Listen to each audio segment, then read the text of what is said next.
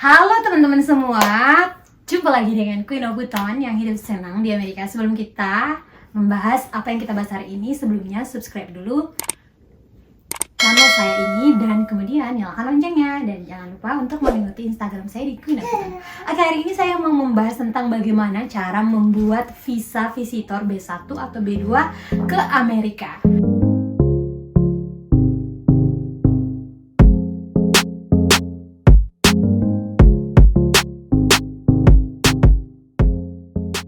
Nah, saya sebenarnya tidak pernah menggunakan visitor visa karena saya pertama kali ke Amerika saya menggunakan F1 visa. Tapi saya dan suami di Amerika sekarang membuatkan visa untuk kakak dan adikku perempuanku karena mereka akan berkunjung ke sini insya Allah Oktober nanti. Jadi ini benar-benar terbaru cara membuat visa pasca pandemi dan pasca ditolaknya beragam visa karena bukan ditolak ya, tapi ditunda karena memang masa pandemi ada sedikit perbedaan. Yuk kita mulai cara membuat visa. Bagaimana caranya? Ikuti dan tetap stay tune di channel ini. Buka di Google ya, kita pakai bahasa Indonesia. Buka di Google. Sebentar saya pindahkan dulu yang ini ini kantor saya guys. Jadi kantor di rumah. Jadi inilah. Kamu bisa bilang apa ya, visitor visa, apply visitor visa ke Amerika di Jakarta misalnya. Oke, let's see. Nah ini kan banyak karena saya mungkin posisinya di Amerika, jadi yang muncul itu seperti ini. Nah, yang perlu kamu cari adalah ini, jangan yang Inggris karena ada yang tidak bisa bahasa Indonesia ya, tidak bisa bahasa Inggris. Kita coba lagi, apply visa ke Amerika. Let's see. Nah, ini dia. Kalau yang pertama kan masih berbahasa Inggris ya, yang kedua masih berbahasa Inggris, yang ketiga adalah berbahasa Indonesia, Indonesian language. Oke, kita buka. Nah, yang terbuka adalah seperti ini guys, aplikasi visa ke AS di Indonesia. Nah, Anda bisa membacanya mulai dari cara pengajuan visa, cara pembayaran biaya visa, cara melengkapi DS 160, menjadwalkan. Ini sebenarnya cuma diinggriskan sih, di Malay ini Malaysian language. Guys, bukan Indonesian. Nah, dengan English, but it's okay. Ini makanya ini lacak paspor ya. Lacak paspor ini kan bahasa Malaysia. It's Malaysian language. So, mari kita lihat. Ini kita buka segala macam. Apa yang harus Anda lakukan selanjutnya adalah ini dia. Kita buka formulir di S160. Oke. Membuka formulir, mengisi proses pengajuan visa. Nah, ini dia.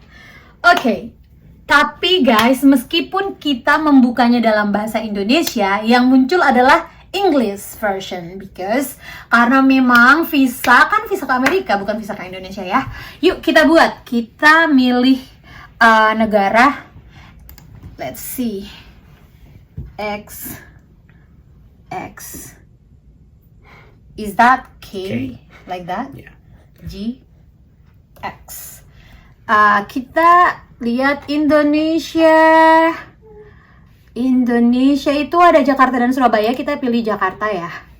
Terus kita, oh my god, ini hati-hati guys, soalnya ini memang agak-agak gimana gitu, agak sangat sensitif, jadi harus start application ya. Oke, let's see. Oke, it's open. Nah, dari sini kita bisa melihat apa yang terbuka adalah Computer Fraud and Abuse Act Notice. Jadi inilah aplikasi Anda dan ingat, yang ini adalah nomor visa kamu, aplikasi ID-mu ini simpan baik-baik dan kalau bisa kamu benar-benar mengingatnya karena ini bisa sebaiknya di print ya, print ID-mu karena ini adalah ID-mu dan bisa berlaku selama 30 days atau 30 hari. Nah, selanjutnya ayo kita tulis agree dulu. Klik agree. Dan kemudian yang kita lakukan adalah, sorry guys, saya sambil lihat anakku nih. Baby, what are you doing? Jadi anakku nyalakan lampu dan nyalakan tidak. Nih, kamu harus menjawab security question. Security question ini kamu bisa tulis apa? Misalkan saya pilih what is your given name of your father's father? Oke, siapa? John. Misalnya ya. Nah, setelah itu kamu klik continue ya, continue. Nah, ini terbuka guys. Continue ini maka terbuka segala macam yang harus kamu isi. Yang pertama itu kamu harus isi personal 1, setelah itu personal 2, travel companions, dan ini segala macam kamu isi. Dan tandanya kalau masih gray kayak seperti ini, masih abu-abu, itu tandanya belum kamu isi ya. Dan biasanya kalau kamu belum isi, ini isinya berurutan guys, karena kalau kamu tidak berurutan ini bakal nggak kebuka ya, nggak kebuka karena memang kamu harus mengisinya. Misalkan surname siapa, given name siapa, terus kamu harus mengisi semua pertanyaan, marital status. Kalau kamu sudah nikah, kalau kamu belum nikah ya kamu tinggal bilang belum nikah, atau janda atau duda, single atau apa, dan kamu menikahnya di mana, misalnya di provinsi mana. Terus setelah itu kamu tinggal menuju ke berikutnya. Lihat nih, kalau saya berikutnya personal 1, personal 2, kalau saya masuk ke travel itu nggak bisa guys, karena memang belum diisi. Personal 1, personal 2 itu dia akan merah, artinya kamu belum mengisi yang selanjutnya. Nah, mari kita bahas apa saja yang ada di dalam, karena saya kan nggak mungkin isi ya guys. Tapi kalau misalkan kamu isi segala macam ininya, kamu akan mudah ya. Mari saya bahas satu-satu tentang apa saja yang akan kamu isi di travel, the travel companion, previous US travel, address and phone, passport, US contact, family, work, education, training, background, security and background. Nah, setelah ini baru kita submit. Yuk kita bahas satu persatu. Oke, saya bahas satu persatu. Yang pertama itu personal 1. Personal 1 itu adalah yang itu menyangkut tentang personal ya guys, dan kamu harus isi berdasarkan kartu keluarga atau tempat tinggal kamu yang sekarang, yang memang benar kamu terdaftar di sana, kamu domisili di sana, kamu tinggal di sana. Jadi kamu tinggal isi itu nama lengkap dari dalam bahasa Indonesiamu, terus nama lain kalau kamu punya, kalau tidak kamu tulis no, other name used no, sex ini female, kalau kamu cewek, kalau kamu cowok kamu tulisnya male. Terus kamu kalau single tulis single. Kalau marital status seperti yang saya bilang tadi, marital status itu nanti akan ada pertanyaannya, have you ever used the other name? No.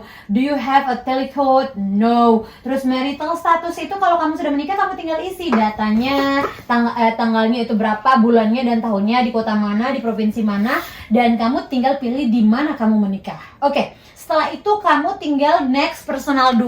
Personal 2 itu pada dasarnya berisi tentang country of religion atau nationality.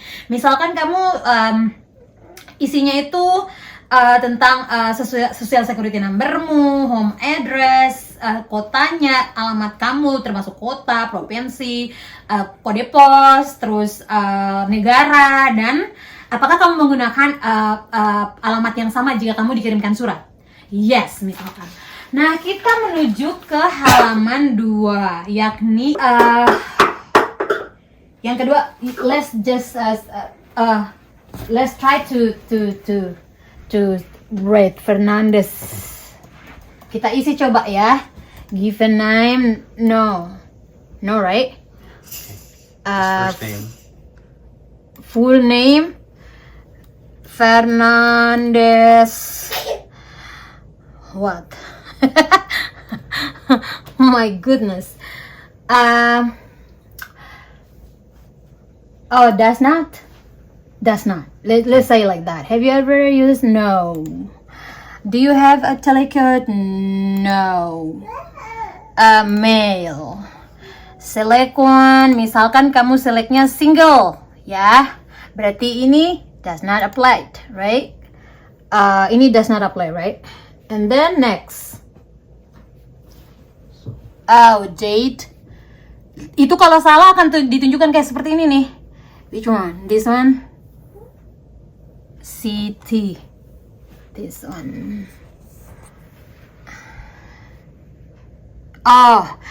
Tanggal kelahiran misalkan 6 Maret 1988 misalkan. City-nya Bau-Bau misalnya, dan state provinsinya Sultra misalkan. ya, dan negaranya adalah Indonesia. Let's see. Itu ya, Indonesia Raya. Oke. Kita lihat next.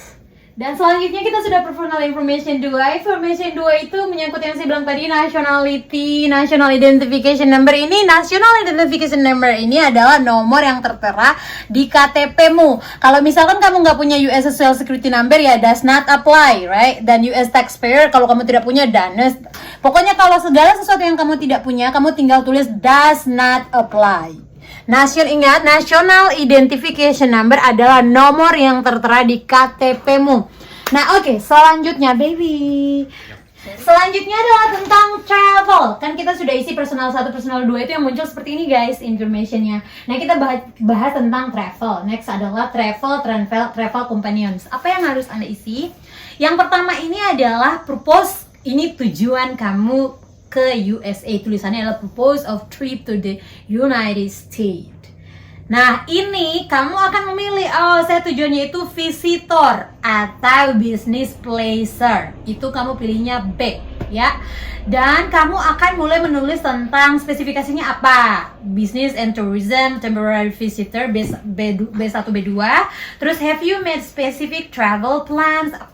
Sudahkah kamu membuat kayak plan spesifik? Kayak seperti itu, kamu jawabnya tidak. Terus di sini intended date of arrival. Intended date of arrival is ini adalah kapan kamu mau ke Amerika. Nah, kapan kamu mau ke Amerika ini kamu isi saja. Misalkan kamu karena begini. Yang menjadi masalahnya perbedaan antara sebelum pandemi dengan setelah pandemi. Setelah kamu mensubmit aplikasimu dan kamu bayar, kamu butuh waktu 3 bulan untuk menjadwalkan jadwal wawancaramu. Dan saat jadwal wawancaramu, anakku ini terlalu sorry guys, saya sambil ngurusin anakku nih. Yes baby, it's okay right? It's okay. Jadi kamu harus it's okay right? We gonna go. What do you think? Jadi yang menjadi tulisannya adalah di sini kamu intended date untuk ketibaanmu di Amerika itu kamu tulis saja 3 bulan sebelum, let's say 4 bulan itu lebih atau 5 bulan sebelum kamu terbang.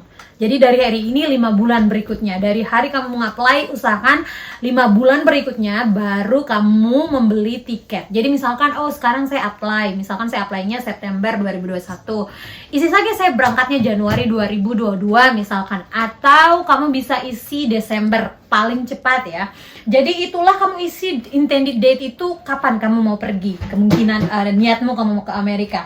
Terus selanjutnya adalah lama ini yang menjadikan put attention di yang ini lama, intended length to stay di Amerika. Jadi kamu bagusnya menulisnya cuma 2 minggu guys, 2 weeks only. Jadi kamu tidak usah bilang meskipun kamu bisa tinggal 6 bulan, tapi pastikan kamu tinggalnya 2 minggu doang atau bahkan 1 minggu saja. Kan namanya pleasure kan, liburan.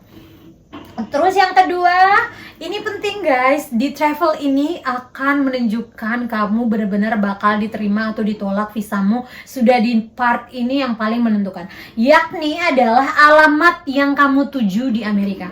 Kalau misalkan adik dan kakakku, mereka kan punya saya suamiku US citizen dan saya US permanent resident dan kami punya rumah di Amerika, jadi alamatnya jelas.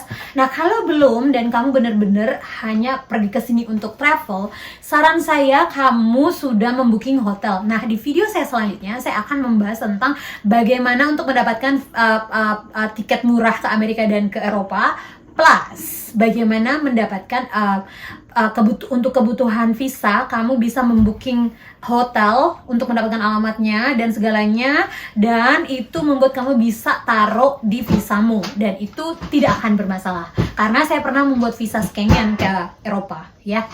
Nah ini adalah kamu harus menuliskan alamatnya. Kalau kamu sudah booking seperti yang saya bilang tadi, caranya itu kamu isi alamat hotelnya, alamat city-nya, zip code-nya, telepon numbernya, email address hotelnya atau email address kami, tempat yang memang kamu sudah ada yang kamu tuju misalkan.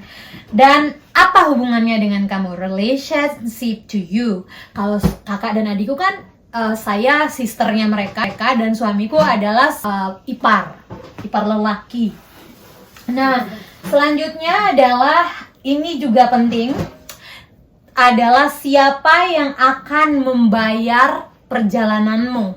Jadi kalau kamu bayar sendiri, usahakan kamu sudah menyiapkan statement bankmu kurang lebih 3 bulan terakhir. Baby, kamu harus sudah bisa memiliki 3 bulan statement bankmu atau rekening koran yang bisa kamu minta di bank tentang 3 bulan laporan keuanganmu dari bank yang menyatakan bahwa kamu bisa mensupport dirimu untuk berangkat ke US. Ya, kalau saya tidak tahu ya berapa besarannya, karena kalau kakak dan adikku kami yang membiayai sponsornya itu dari suamiku. Ya, jadi kita sudah tahu caranya dan tidak perlu ditanyakan untuk kami yang menyiapkan untuk financial supportnya atau support keuangannya. Nah, selanjutnya adalah kamu tinggal menulis apakah ada orang lain yang bersama kamu. Nah, kalau misalkan tidak ada, tulis tidak ada. Kalau ada, yes. Misalkan nanti kalau ditanya siapa saudaramu. Nah, di sini apakah kamu travelingnya itu dalam bentuk guru? Tidak. Kalau iya, ya. Kalau tidak, tidak. Nah, person traveling with you itu tinggal kamu tulis siapa di situ.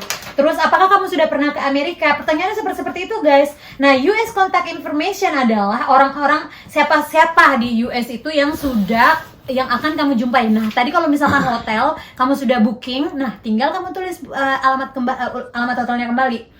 Terus email address-nya, family information itu tentang orang tuamu. Ya, semua data tentang orang tuamu, namanya, tempat lahirnya, dan segala macam. Terus yang selanjutnya adalah work education and training. Nah, work education and training ini berisi tentang yes baby.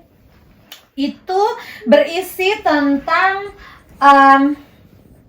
itu kamu kerjanya di mana. Kalau misalkan kamu kerja, tulis kerjamu sebagai apa, terus alamatnya, ya kembali lagi teleponnya, city-nya, provinsinya, kotanya, dan juga berapa monthly salarymu atau gajimu per bulan itu berapa.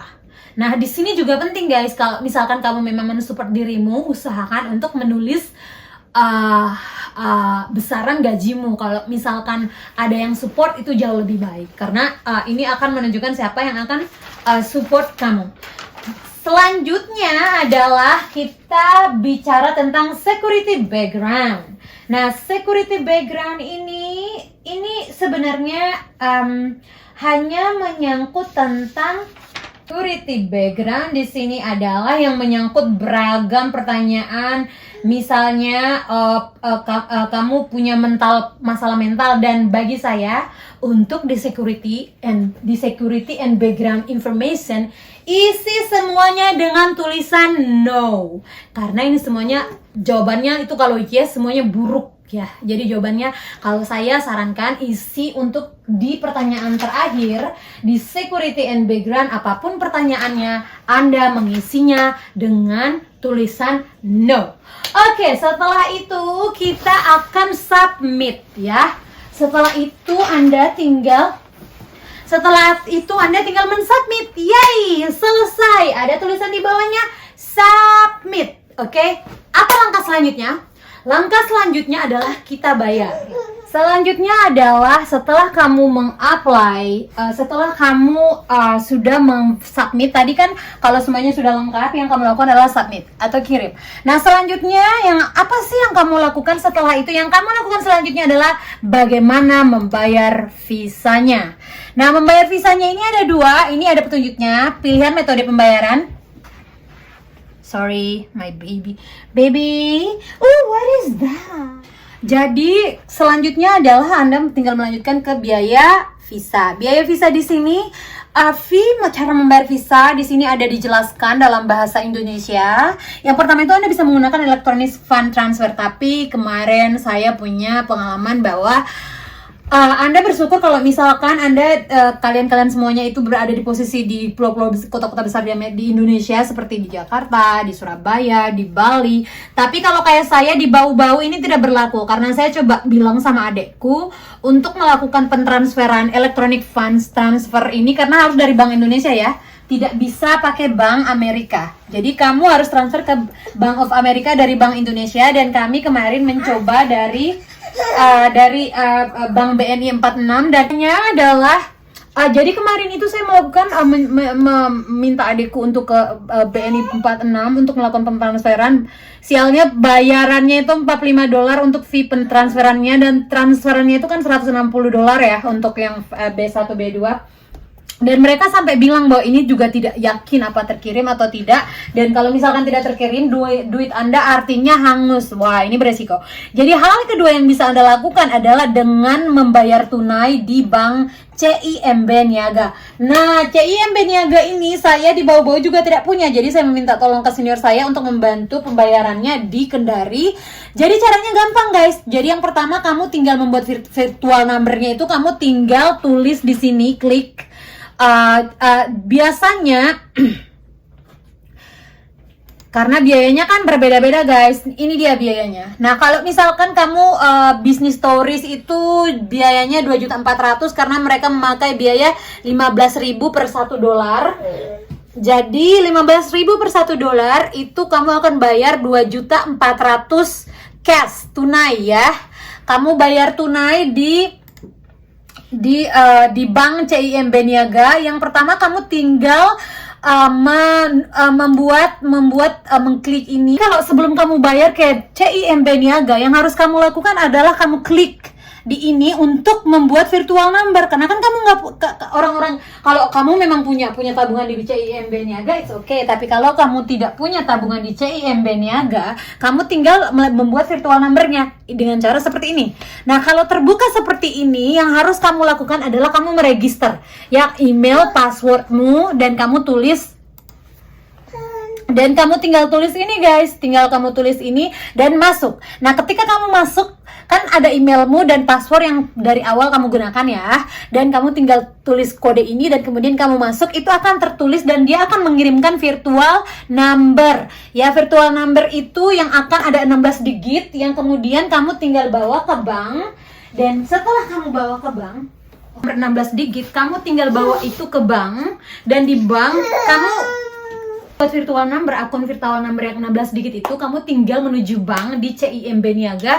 Nah setelah sampai di bank di CIMB Niaga, itu teller sudah tahu, dan cara proses mengisinya sama dengan kamu mengisi tabungan biasa atau mensetor uang atau menabung biasa. Kamu tinggal isi, dikasih slip, terus kamu isi, terus kemana, terus kamu jangan lupa, jangan sampai salah ya, isi 16 digit itu dan kamu pastikan kembali. Dan tadi yang formulir yang sudah dikasih virtual number dari sini, kamu tinggal bawa di bank, kasih ke teller, dan kamu tulisnya benar-benar nomor itu. Nah setelah itu kamu masuk kembali di sini dengan menuliskan email kamu, password kamu, dan kemudian masuk.